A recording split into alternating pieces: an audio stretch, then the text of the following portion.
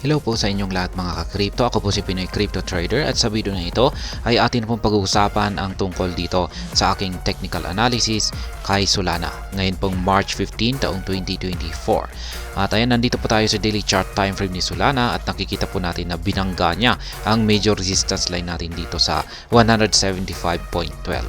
At base po sa aking technical analysis ay mula po rito ay posible po siyang magpatuloy sa kanyang pag-akyat kung nabasag niya ito.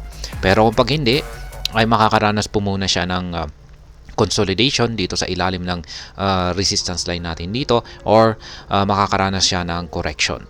Kaya yan, bago po tayo magpatuloy ay nais ko lamang po munang bigyang linaw ang aking disclaimer kung saan ang nilalaman po ng video na ito ay hindi po ito isang financial advice. For education and information purposes lamang po ang layunin nito. Maliban po dito ay nais ko na rin pong magbigay babala na wala pong kahit anumang group chat ang Pinoy Crypto Trader.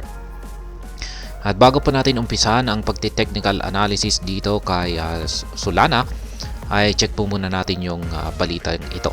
Solana's price jump excites crypto funds everywhere. Ayan.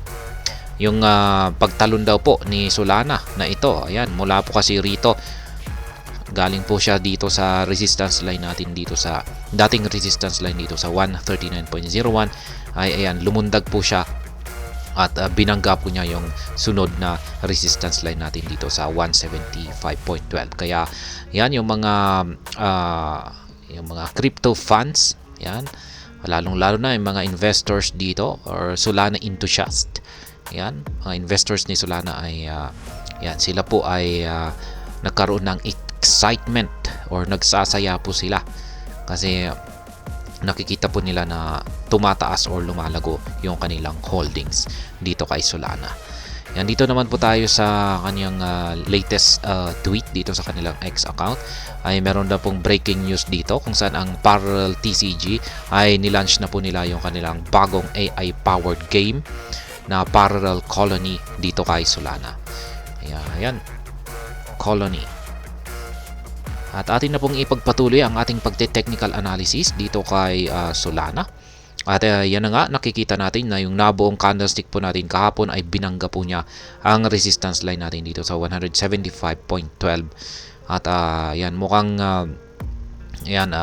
pero yung nabubuong candlestick po natin ngayon ay parang nahihirapan po siyang parang bumabalik po siya, parang nagkakaroon po siya ng rejection. Kaya kasi ito po kasi ang resistance line natin na ito ay galing po yan dito sa ating weekly chart time frame. Kaya pag makikita po natin yan, binanggan niya. Kaya dito pala pagdating dito sa weekly chart time frame natin ay ayan, sinusubukan pa rin po niya itong basagin. Pero napakaganda po ng mga indicator natin dito. Ayan, bullish na bullish yung signal natin dito. Lumalaki yung sukat ng ating QQE bars at yung ating Halsey indicator ay habang humahaba ay patuloy po na nami-maintain nito yung malusog nitong pangangatawan. Kaya ibig pong sabihin ay napakataas ang potential or ang posibilidad na magpapatuloy lamang sa pag-akyat itong si Solana dito sa ating weekly chart time frame. Pero pagdating po dito sa ating daily chart time frame ay posibleng ang nakikita ko po rito na magiging galaw po nito sa mga susunod na araw ay posibleng makakaranas po muna siya ng consolidation dito. Posible pong makaranas muna siya ng bagyang consolidation naman. Bagyang consolidation lang naman. Ayan. Baka hindi pa ito magtatagal. Baka mga isa or dalawang araw lamang yung kanyang consolidation.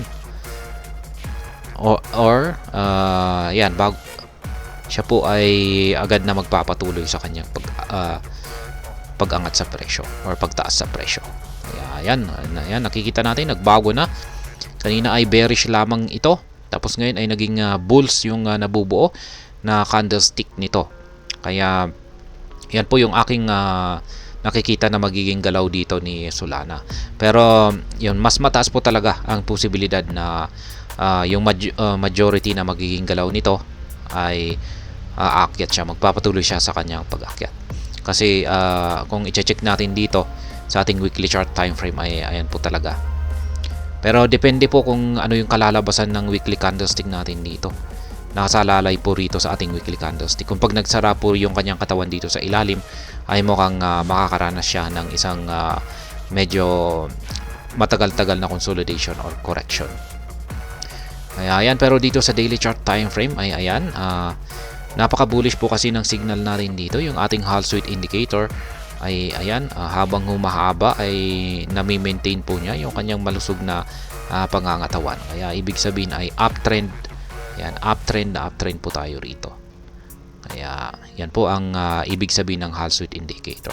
Kaya maski nakakaranas po siya ng mga corrections or bahagyang consolidations, ay sa bandang huli ay patuloy pa rin pa siya sa kanyang pag-angat. At dito naman po taas tayo sa ating QQE mode indicator, ay mapapansin natin na ayan, sa kada nabubuong mga QQE bars nito ay patuloy naman na lumalaki yung kanyang sukat. Maganda po itong sinyalis na tuloy-tuloy lamang po na lumalakas yung bullish momentum ni Solana. Kaya wala po siyang tigil sa kanyang pag-angat sa presyo. Kaya yan yung aking mga naging basihan kung bakit ko sinabi na sa mga susunod na araw ay posible pong makaranas ng bahagyang consolidation lamang itong si Solana, pero magpapatuloy rin po ito sa kanyang pag-angat sa presyo. At ayun, marami pong salamat sa panunood. At yan, hanggang dito na lamang po tayo.